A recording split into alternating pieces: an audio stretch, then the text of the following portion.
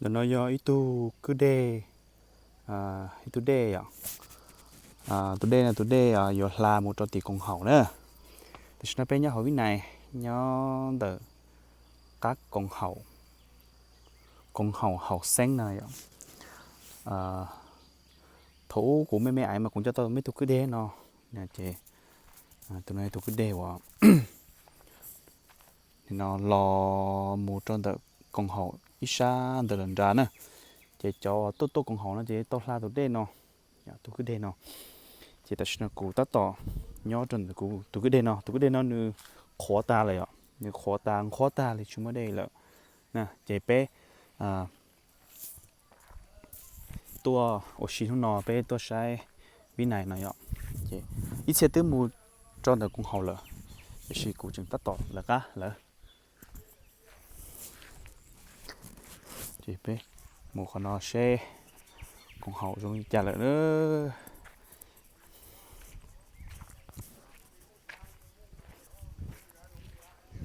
cho bác khẩu nó cũng chừng nhau lại cô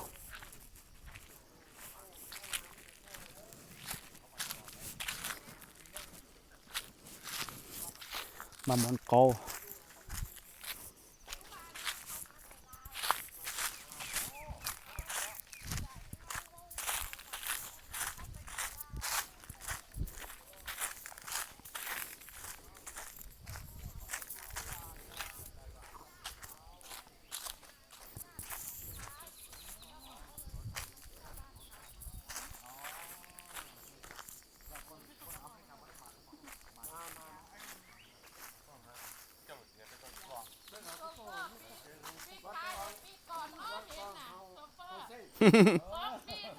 ใช่ครับ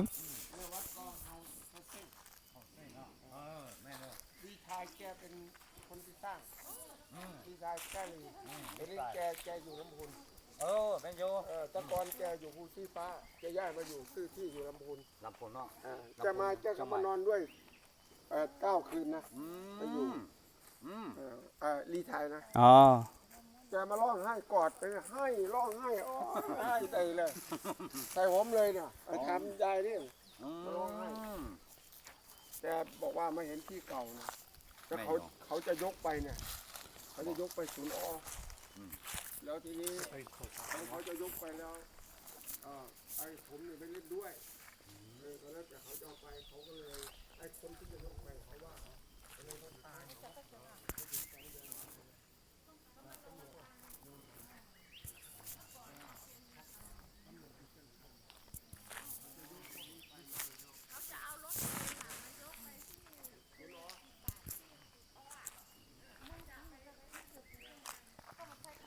อ๋อเนี่ยจิตท้ายเนอะก็มาขอเราลวดดูให้นะ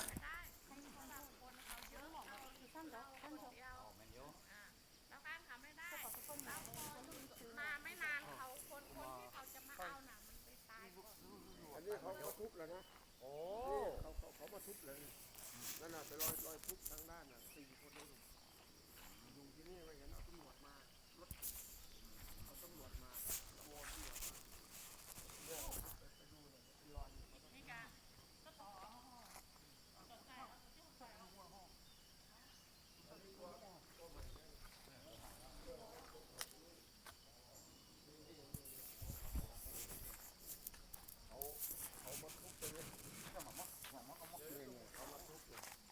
ไอ้หนุ่มบักใหญ่4 คนเขามาทุบเลยเขาจะเอานี่ไป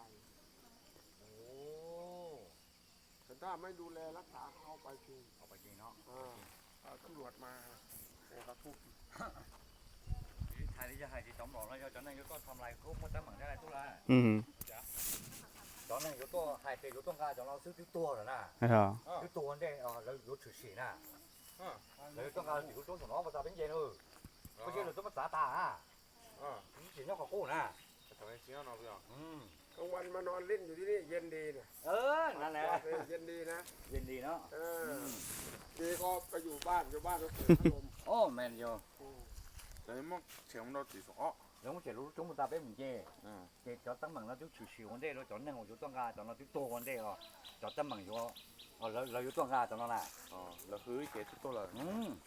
จอดเรามุ่งตั้งมุ่งโตจุดๆแล้วตำรวจที่จะมาเอาเขาก็ไม่กล้ามาเอาแล้วใช่ไหม หมาเขาเขาก็วิ่งหนี อ๋อเหรอ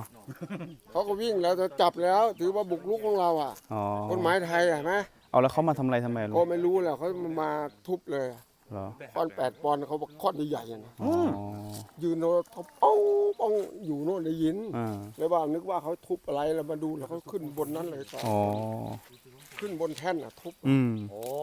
แล้วคนที่ทุบ สองคนหนึ่งเขาอยู่ที่เนี่ย2 คน เป็นตำรวจใส่ชุด ไม่ใช่ตำรวจคนธรรมดา คนธรรมดา เราบัดที่นี่มาเห็นกระยายก็เลยโทรตำรวจมา เขาเลยวิ่งเข้าป่า เหมือนกับว่ามาขโมยเนี่ยเหรอลุง เนี่ยเขาจะเอารถมาใส่เอา อ๋อ แต่เขามาทุบก่อน อันนี้ไม่รู้เขาจะเอาไปอะไรนะไม่รู้ อืมตรงนี้ก็มีเจ้าที่นะถ้าอย่างนั้นนะ เดี๋ยวนี้ไม่ได้แล้ว อ่า ถ้ามาทำลายก็เอาตำรวจมาจับแล้ว อ่า คือของเรามีเจ้าของแล้ว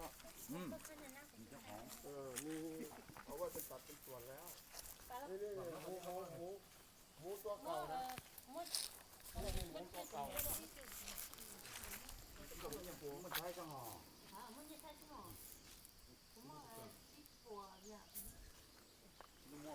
ก็เด็กก็เด็กก็